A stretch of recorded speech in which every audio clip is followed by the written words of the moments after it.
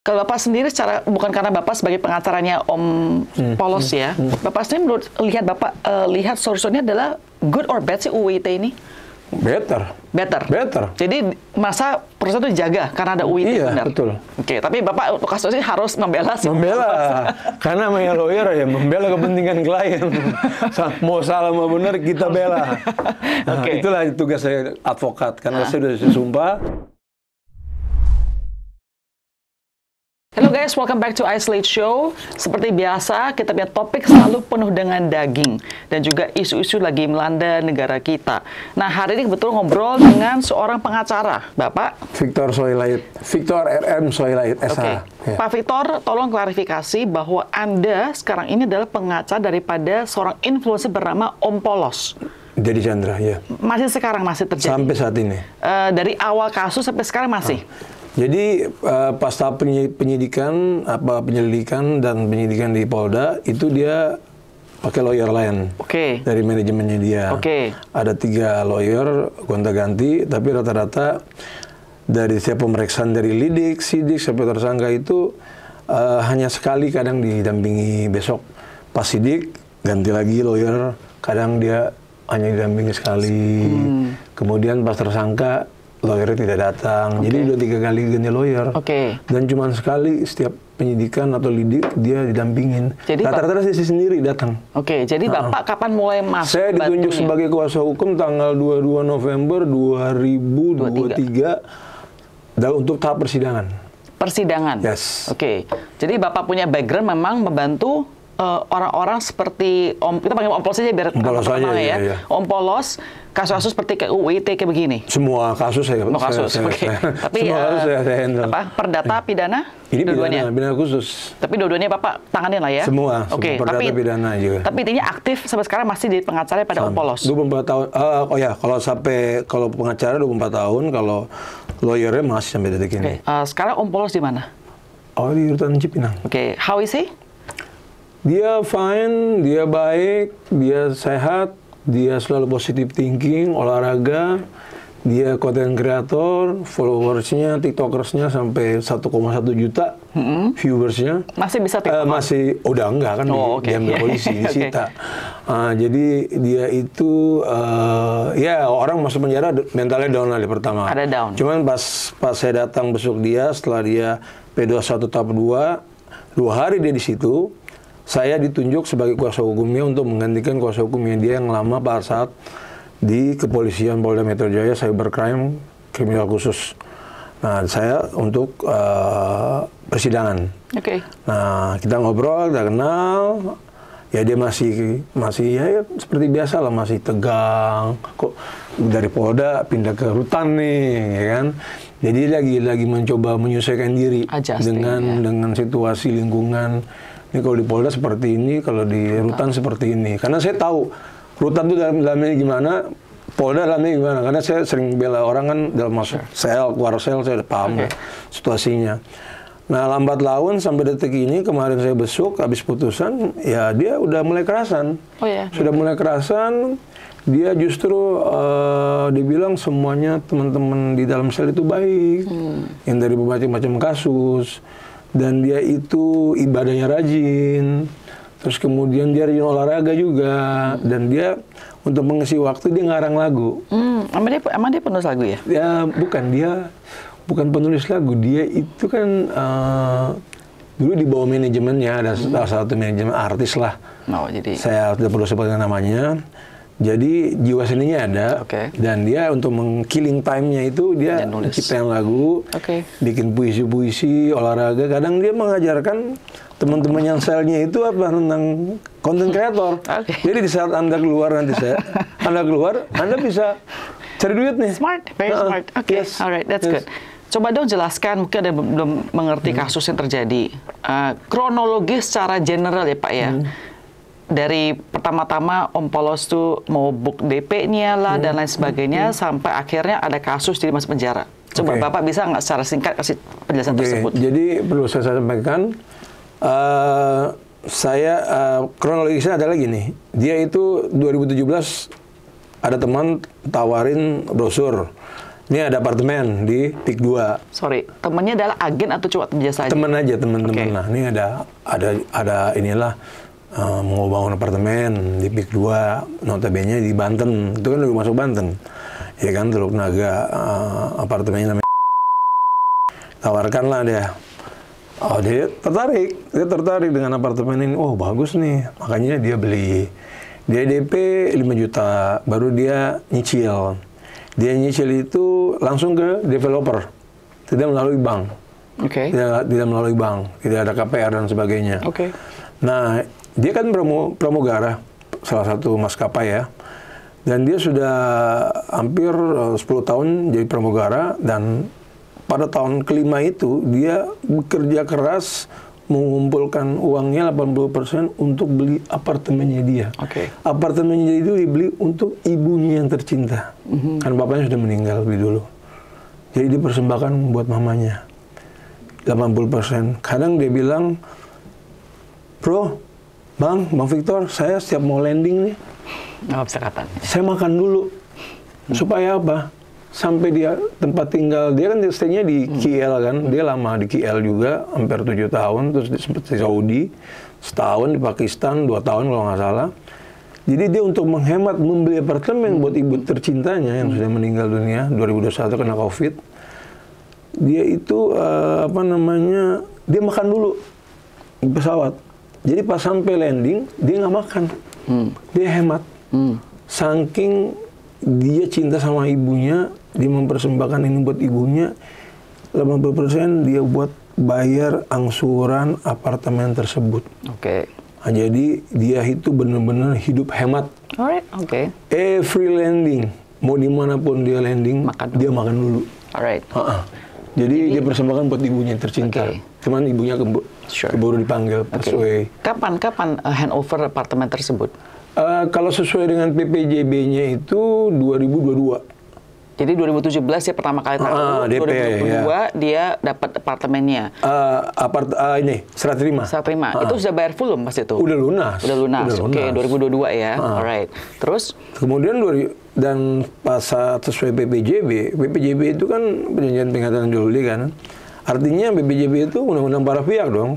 Kalau dalam bahasa hukum itu fakta sunt servanda, harus dipatuhi undang-undang para pihak. Nah, pada tahun 2022 itu saya lupa bulannya, Oktober kalau nggak salah ya. Tapi tidak serah terima. Belum serah terima kunci. Oh, tapi udah tentang PPJB? Udah dari awal, Tapi belum serah terima. Oke. Belum terima secara resmi lah. Alright. Belum diaktakan juga di AJB, di notaris. Nah, kemudian dia datang ke apartemen itu. Dia masuklah, kan dia udah bayar, dia udah angsur, udah lunas. Dia cek, masuk ke dalam, dia lantai paling atas, 39. Edogawa kalau nggak salah ya. Kan bahasa Jepang itu ya kan, Tokyo Riverside. Lantai 39 tuh lantai paling tertinggi. Dia kaget, dia lihat, kok beda ya? Tidak ada kolam renangnya, cuma 1. Mestinya? 4. Sesuai dengan apa itu 4? Brosur. Brosur. Dan itu sudah kita sampaikan di persidangan sebagai alat bukti. Persidangan kemarin itu? Kemarin, yes. Dan 2 kali saya depan hakim, saya perlihatkan kepada para saksi dari pihak lawan. Kemudian yang satu lagi, di hadapan saksi juga dari kita, saksi ada charge atau saksi meringankan. Kemudian kita masukin di pledoi kita. Kita lampirkan bahwa ini brosur tidak sesuai. Anda kalau beli barang AABB gitu loh. Sorry, wait. Jadi artinya ini, dia melihat unitnya ada beberapa tidak kesesuaian lah. Jadi Terus dia videoin atau dia apa? Oh, belum. Dia lihat dulu, kok kemenangan cuma 1 ya? Oke. Terus dia naik ke atas, dia kan akses kan. Dia udah akses, dia lihat security tidak ada di tipe apartemen. Oke. Dan khususnya apartemennya dia. Security itu cuma ada pas di pintu masuk. Kalau masuk apartemen itu kan kayak ada secure parking dan sebagainya. Dia masuk, dia lihat kok security nggak ada, dia naik ke atas pakai akses dia. Dia lihat di punya kamar, atapnya ada bolong. Itu udah kita masukkan di alat bukti juga. Oke. Terus? Kayak ada kayak apa ya? Kayak hujan tuh, kayak ada genangan gitulah ya. Terus kemudian AC tidak tempel ke tembok. Sementara beberapa tower itu nempel. Nah, kalau kita keluar dari ruangan ini ke balkon itu sempit. AC-nya itu kayak dikasih besi ya. Outdoor unitnya. Ya, besi. Kasih besi gitu tuh, jadi tidak nempel. Nah, dia tidak bisa kayak taruh kursi kalau apa buat duduk, lihat view dan sebagainya. Kemudian dia minta apartemen yang view-nya ke laut. Ternyata yang dikasih view-nya madepnya ke gedung. Tower sebelah.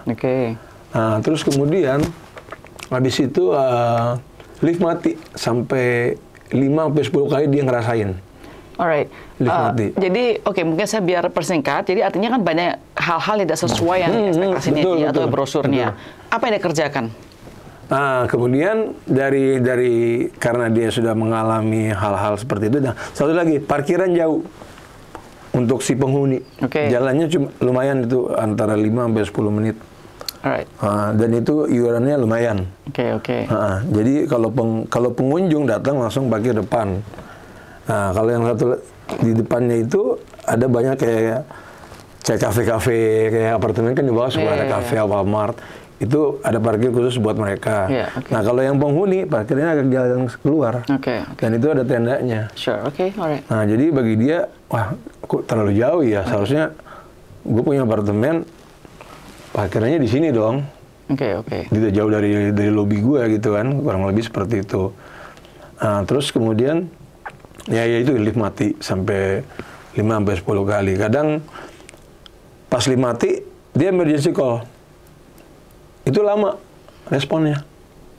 Lumayan 1-2 menit. Tiba-tiba lift jalan, baru direspon. Artinya secara undang-undang konsumen dia merasa dirugikan. Seharusnya kan dapat pelayanan yang bagus.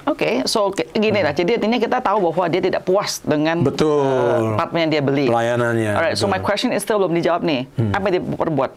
Nah, kemudian setelah dia melihat apa yang dia rasakan, kekurangannya, dia komplain, review. Di TikToknya dia. TikToknya dia. Dengan 1 juta followers tadi tersebut. Ya, dia TikTok, dia komentar. Dia liatin dia punya apartemen juga. Ada. Jadi juga. ada nama apartemennya ada. Hashtag aja. Hashtag. Tapi berarti artinya orang tahu lah ini apartemen dimaksud apa dia tahu. Iya, pasti. Kan kalau nggak bingung ini apartemen apa gitu kan. Jadi setiap dia video, dia foto, dia selalu kasih hashtag. Ya kan, rumah Barbie.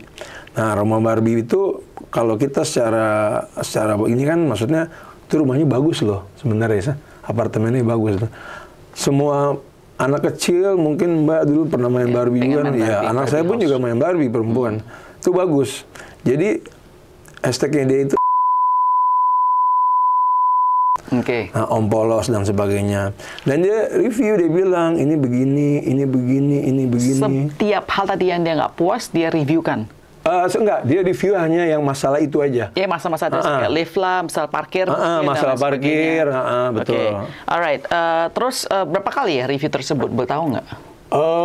Berapa videonya? Video itu kalau di persidangan ditampilkan hanya 9. Maksudnya dia ada bikin 9 ada 9 video. Tapi itu bukan video ya, hanya capturean. Tapi masuk ke TikTok, 9 konten kita katakan, 9 post ya, di TikTok semuanya? Di TikTok. Alright, and I'm pretty sure karena dia udah 1 juta followers, berarti banyak orang yang respons. Banyak. Dan katanya, saya dengar berita, banyak orang cancel gara-gara Om Polos. Jadi gini, dari sebenarnya itu sebelum ada masalah si klien saya, Deddy Chandra ini, review atau komplain, itu sebenarnya udah banyak juga orang-orang yang merasakan hal yang sama. Cuma mereka nggak berani speak up. Atau juga mungkin karena mereka bawa influencer seperti Om Polos dong, bisa saja. Jadi mereka belum berani speak up. Tiba-tiba klien saya speak up. Jadi mulai... ternyata banyak yang curhat di kolom komentar. Oh iya, saya ngerasain. Akhirnya semua mendukung dia. Mendukung dia, mensupport dia. Ternyata bukan hanya dia. sebelum dia tuh udah banyak, tapi tidak ada yang berani bicara. Hanya dia yang berani bicara, karena dia orangnya kritis. Ya, dia kan flight attendant kan, jadi dia SOP, SOP, SOP, SOP. 10 tahun dia flight, semuanya serba SOP. Alright, saya kan nggak follow Om Polos ya. Mungkin Bapak bisa clarify ke saya. Sebelum video ini yang tentang apartemen ini, di video-video dia sebelumnya itu, pernah nggak dia review apapun juga? Nggak, makanan doang. Makanan dia doang? Review makanan. Makanan doang aja? Makanan, olahraga. Oke, itu dia punya konten. Yes, jadi ini pertama kali dia review rumah, apartemen. Betul. Terus what happened? Jadi review meledak dan lain sebagainya. Terus kapan tiba-tiba ada kasus dipanggil atau apa terjadi? Akhirnya karena dia komentar di TikTok, banyak yang support dia.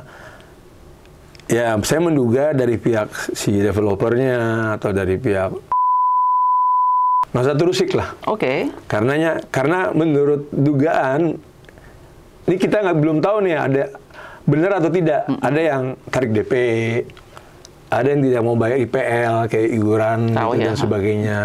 Nah ini kan kita belum tahu betul nggak ada yang tarik DP. Faktanya mana? Kan kita nggak tahu. Jadi cuma hanya dengar-dengar aja. Oke, jadi developernya apa yang dikerjakan? Dia kasih surat ke Om Polos kah atau bisa bilang harus take down the video atau apa yang mereka minta? Oke, jadi gini, sebelumnya saya ceritakan lagi.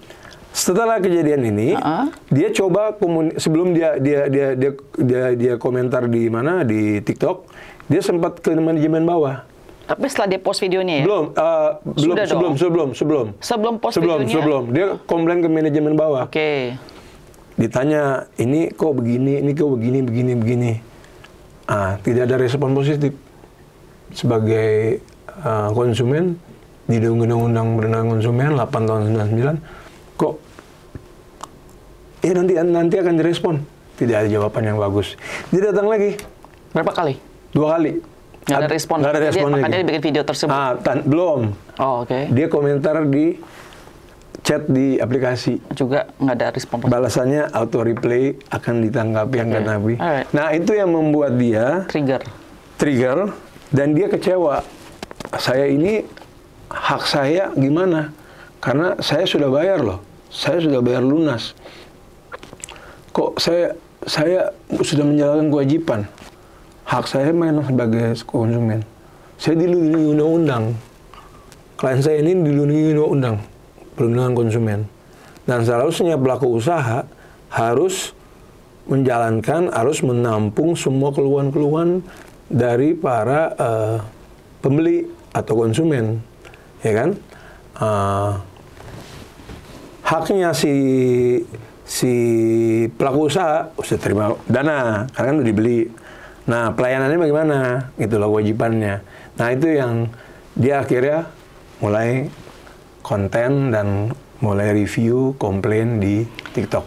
Oke, jadi sekarang saya mau fast forward back to tadi developernya ketika di video tersebut, dia memberikan cease and desist atau apa? Maksudnya? Pihak developer sekarang kan, dia langsung nuntut atau langsung minta bilang take down aja videonya? Enggak. Jadi atau mencoba membantu memecahkan masalahnya? Jadi setelah dia sudah, kan ini yang menurut fakta di persidangan ya. Kita bicara fakta di persidangan. Nah, setelah komentarnya di TikToknya rame, itu dari bagian legalnya dan bagian marketingnya mereport ke siapa? Ini Pak NS lah. Yang usah sebut namanya. Sebut namanya Pak NS lah. Saya kenal baik kok sama Pak NS. Ya, terus? Ini ada begini nih. Jadi bagi developer ini, mereka merasa risih gitu loh. Ya, oke. Nah, katanya ya ada yang tarik DP, ada yang nggak mau bayar IPL. Oke. Dibikinlah laporan polisi di Polda Metro. Jadi mereka nggak pernah request kepada Om Polos untuk udah deh kita take down the video, kita bantu, nggak ada offer tersebut. Langsung ke apa, jadi sidang sama macam. 8 pasal loh. Pasal apa aja? 14 ketentuan hukum pidana. 14 itu apa isinya, Pak?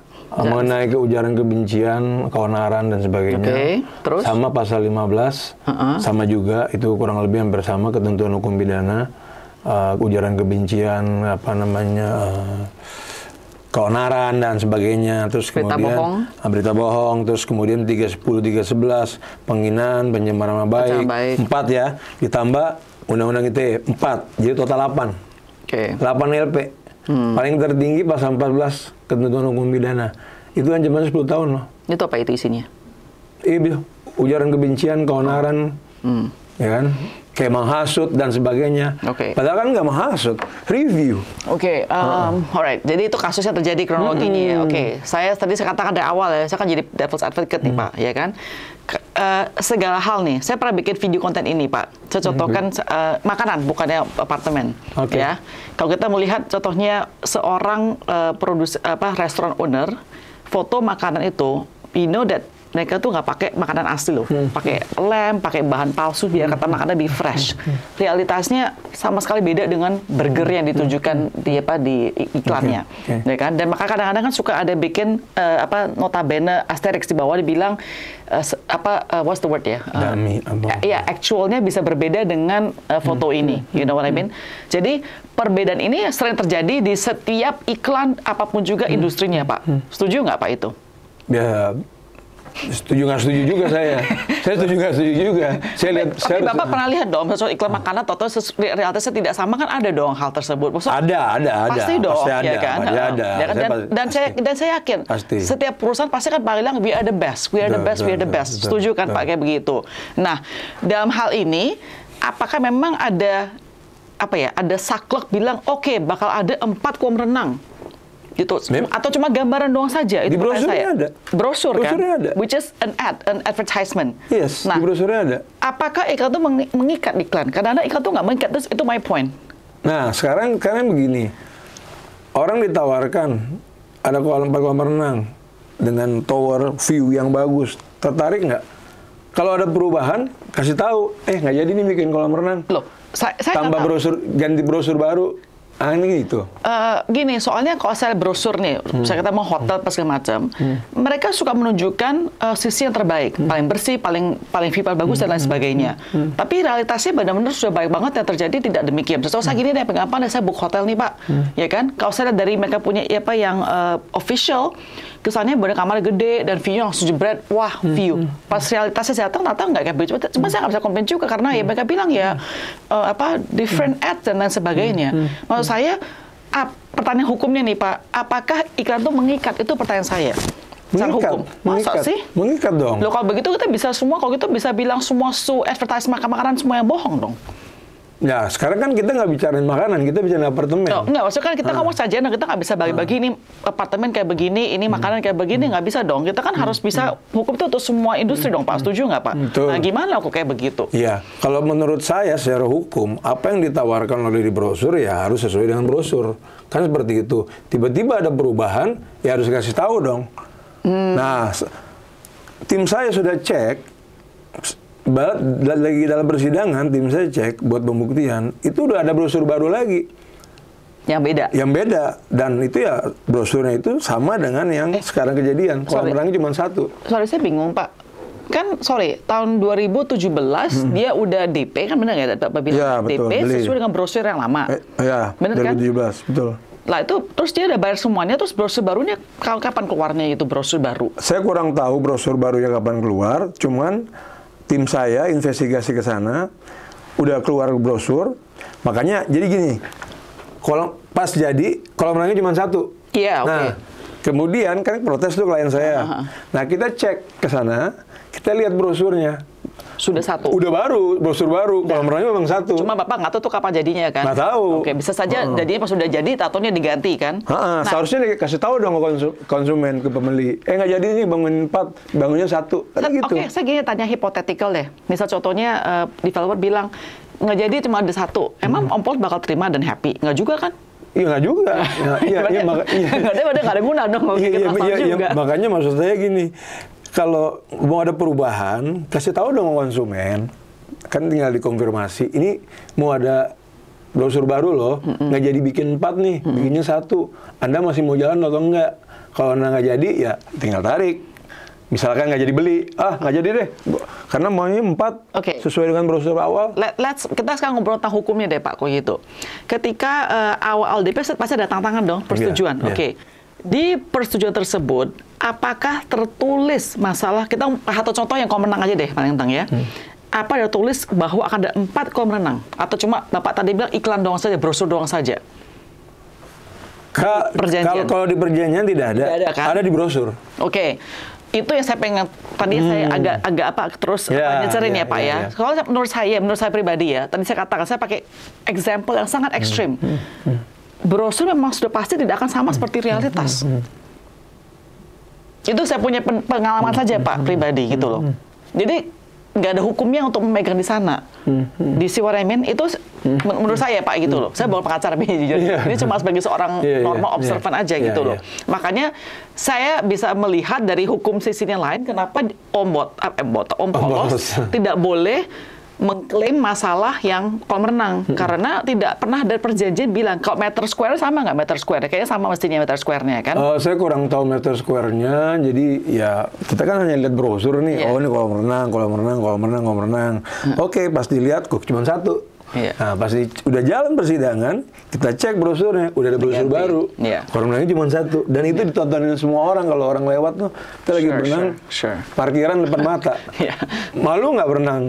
Kan suka malu, anak kecil mah cuek. Setuju. Tapi itu kan menurut saya itu sangat subjektif ya. Jadi kalau itu kan masalah suka nggak suka, tapi itu menurut saya nggak bisa dihukum, saya nggak bisa dibawa ke hukum ya. Soalnya itu kan personal favorite. Tapi oke lah, let's go back sana masa UU ITE ini Pak.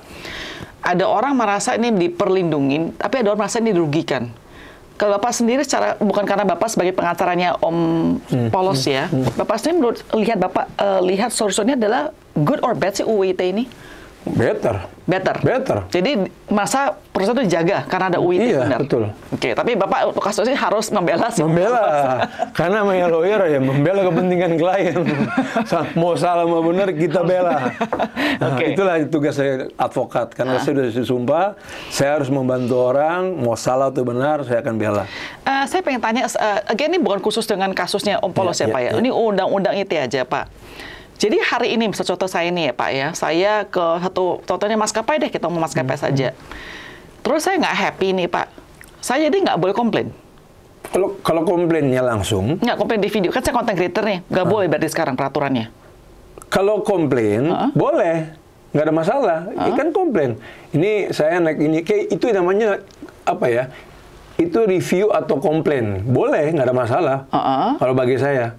Karena apa? Ya kan boleh dong orang bisa review langsung atau komplain langsung ke si orangnya, atau ya dia bisa juga melawan medsos. Itu boleh. Ya nggak ada masalah selama itu tidak mencemarkan. Loh, kan tapi kata itu sangat grey banget ya, mencemarkan. Misal contoh jangan pakai. Let's say ada peserta temannya Everest Airline. Oke, sana Everest Airline saya nggak suka nih sama pramugarinya, makanan saya di review terus. Ini Everest Airline bad.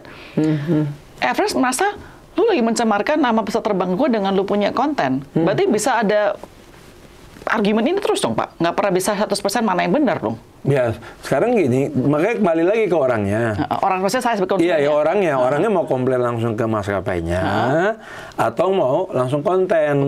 Klien saya sudah 3 kali langsung ke manajemennya. Tapi tidak digubris. Tidak digubris, makanya dia ngomong lah, dia review, dia komplain, ya wajar. Tapi karena tidak ada tanggapan sama sekali. Jadi nggak gini, saya tadi buat Om Polos lagi ya, saya ngomong secara general jadi. Saya gini, jadi apakah saya tidak boleh langsung komplain di internet atau saya harus ngomong dulu ke manajemen? Manajemen dulu. Jadi kalau saya langsung upload video komplain, itu adalah saya salah? Ya tergantung yang dibahas apa dulu. Kalau tadi saya bilang kalau reviewnya kalau bagus mau lah Pak. Iya maksudnya kalau ya wajar selama reviewnya ya ini nggak bagus, ini bagus, ini tidak bagus, ini nggak ada masalah bagi saya. Itu secara hukum nggak ada pencemaran. Pencemaran itu kalau kita menghina orang. Lo kan menghina peserta terbangnya, nggak boleh. Itu hinanya gimana dulu nih? Ya, gimana sih Everest ambil uang sapi tapi saya tidak ada servisnya gitu-gitu, itu menghina bukan itu? Nggak menghina. Menghina itu contoh apa sih review. Pak? Menghina contohnya? Anda jelek, Anda mencuri, itu pencemaran nama baik. Jadi harus pakai kata Anda langsung ke orangnya langsung. Sorry, orang atau perusahaan? Perusahaan atau orang subjek hukum. Oke, wait. Jadi bisa saya bilang ini ya.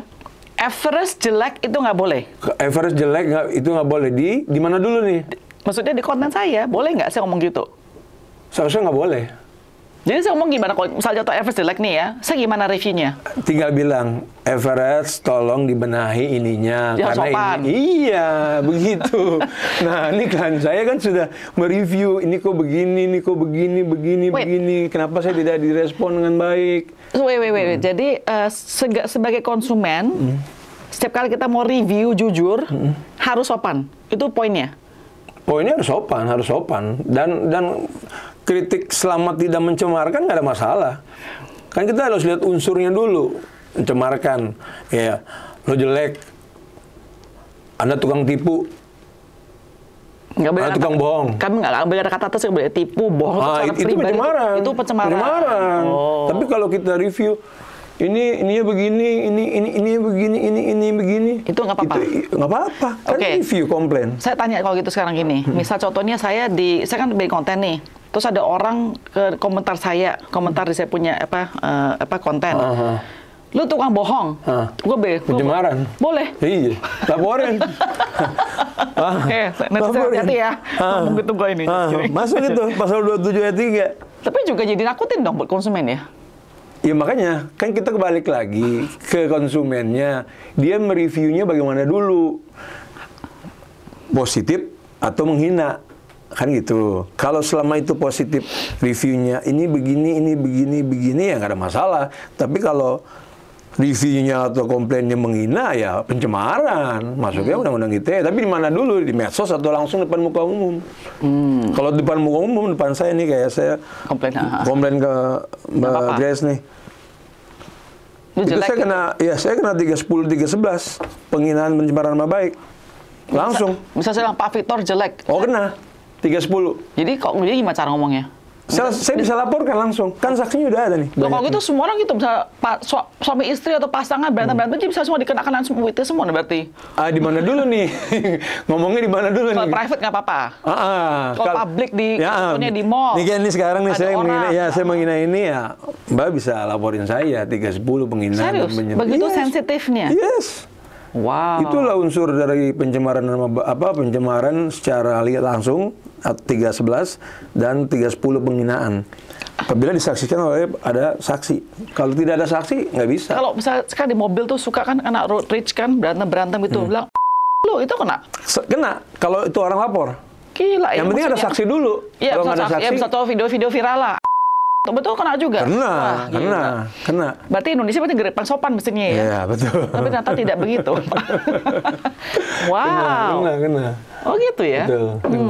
Sangat sensitif sekali ya. Sangat sensitif. Jadi makanya 310 itu kan ya saya bilang tadi penghinaan depan muka. Oke Pak, kenapa Bapak kalau gitu merasa bahwa ini menguntungkan undang-undang ITE ini? Kalau sangat sensitif kayak begitu sekali. Karena gini, kalau kita undang-undang ITE tidak ada, orang gampang dong di medsos menjelek-jelekan. True. Yeah. Wah, kita main bantai-bantaian di medsos, iya. Bisa saya jelekin semua. Bisa saya lawannya Bapak. Kita jelek-jelekan deh. Saya hina Mbak Grace hina saya. Nggak ada undang-undangnya. Mau lapor gimana? Oke. Kecuali depan mata nih, kayak sekarang saya bicara, Mbak Grace begini. Saya kenal langsung. Saksinya banyak banget nih. Satu saksi bukan saksi, minimal harus 2. Nah, ini saksinya banyak. Para kru. Iya. Jadi undang-undang itu menurut saya bagus banget. Supaya apa? Orang tidak sembarangan menghina di medsos. Tapi nggak stop orang, sekarang banyak orang tetap menghina. Ya makanya banyak yang masuk kan? Banyak. Pokoknya ada yang menghina di medsos, unsurnya masuk. Kena. Ya kita lihat banyaklah yang udah masuk sekarang siapa? Ada pejabat juga, mantan menteri, ya kan? Artis satu lagi tuh yang kurang masuk mulu. Ya gitu, saya nggak mau nyebut namanya. Itu kan ITE juga. Nah, jadi undang-undang ITE itu bagi saya bagus banget. Supaya orang nggak sembarangan menghina. Kalau gitu saya balikkan ke kasusnya Om Polos ya. Di situasi Om Polos, misalnya Bapak dari awal kenal dia pribadi, apa yang akan Bapak anjurkan kepada Om Polos biar tidak terjadi sampai hari ini? misal dulu nih dari awal Bapak teman baik sama dia, terus dia bilang, gila Pak, saya nggak happy dengan apartemen ini. What would you say to him biar nggak sampai kayak begini? Yang pertama kita datangin manajemennya. Dia udah kerjakan loh. Udah. Oke. Kita bikin surat. Surat saja. Surat tertulis resmi. Jadi ada buktinya. Surat resmi tertulis, kita tujukan ke developernya, ya kan, tembusin kemana-mana untuk bicara masalah ini. Supaya kita duduk sama-sama. Biar bisa ada permusyawaratan. Bisa. Iya, ini gimana nih, gue beli begini kok, barangnya begini. Aduh, tolong. Oh ya, panggil tim, cek. Iya. Oh, dibenerin. Jadi itu lebih bagus. Jadi Bapak betulnya juga nggak gitu, maksudnya apa ya? Mesti aduh sayang jangan sampai masuk ke video tersebut mestinya, foto tersebut gitu ya. Kan saya belum kenal.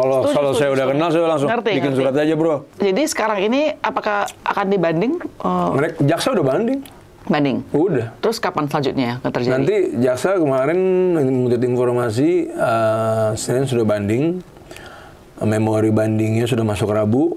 Nah, kita akan kontra memori banding. Apa? Kontra, oke. Kontra itu menanggapi bandingnya dia. Oke. Dan saya tetap optimis dan saya berkeyakinan Om Polos sudah bersalah.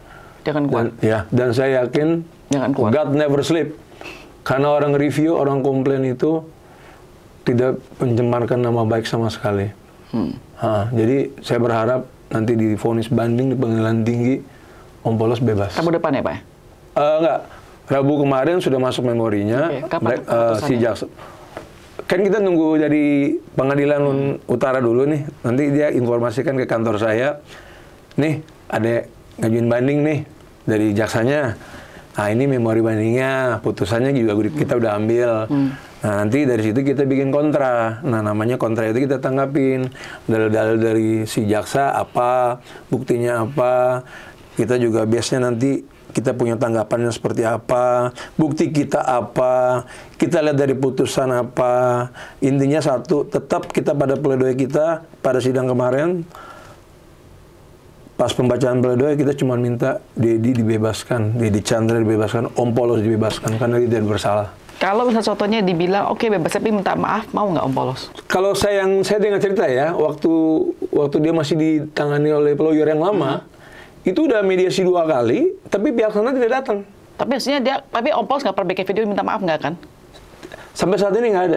Cuman memediasi. Dimediasikan di kepolisian agar netral. Pihak itu tidak datang. Tidak pernah datang 2 kali. Alright, oke. Misal itu contohnya aja. Sekarang nih yang nanti akan terjadi ini, misal contohnya dibilang, oke, saya cabut gugatan, tetapi minta Om Polos minta maaf, Om Polos mau kerjakan nggak? Om Polos tidak akan minta maaf karena dia mereview. Dia tidak mau minta maaf sekali. Dia mau maaf, dia komplain. Dia keluar duit loh. Makanya saya bilang, dia kerja setengah mati, 80% uangnya untuk beli tuh apartemen buat ibunya tercinta. Sampai dia hemat makan. Terus sekarang dia mereview, komplain, kok langsung di LPK sampai 8 pasal loh. Tapi memang Tuhan tidak pernah tidur ya. Dari 8 pasal, hanya 1 yang berlaku. Pasal Undang-Undang ITE. Itu yang 7 dikesampingkan, unsurnya tidak masuk. Dan saya juga bingung, pihak kepolisian kok bisa terima 8 pasal itu ya. Yang seharusnya kan Undang-Undang ITE aja. Karena kan ributnya kan di medsos. Nah, jaksa menuntut pakai pasal 28 ayat 3. Ancamannya 6 tahun, tapi dituntut 4 tahun 3 bulan. Kemudian dari pihak hakim memakai pasal terendah, pasal 27 ayat 3. Jadi 2 tahun. Yes. Hakim bijaksana. 50 juta ya masalahnya? Sama denda 50 juta. Ya kalau nggak dijalanin 3 bulan ya Mas. Jadi pokoknya basically Anda itulah ya, all in lah. Oh, all in. Saya kalau udah bela klien habis-habisan. All in saya. Ya dah, kita nggak tahu akan terjadi. But you said God never sleeps, jadi we'll see. Tapi saya rasa developer juga merasa God never sleeps, jadi kita tidak tahu juga ya Pak ya. Tapi ya all the best to you and your client ya Pak ya. Ya, perlu disampaikan juga apabila nanti ada pesan juga dari klien saya, kalau misalkan nanti pas divonis banding atau di pengadilan tinggi, kemungkinan misalkan dia tetap dihukum ya, yang kemungkinan kita akan upaya hukum. Itu aja. Karena kita punya hak hukum. Nah, sementara saat ini kita belum melakukan. Sesuai Undang-Undang Perlindungan Konsumen. Itu kita bisa melakukan upaya hukum itu. Alright, Pak. Tapi kita tahan dulu. Okay, we'll see. Kita main Sure. kontra dan memori aja dulu. Sure. Okay. Kurang lebih seperti itu. Oke, thank you Pak. Sama-sama.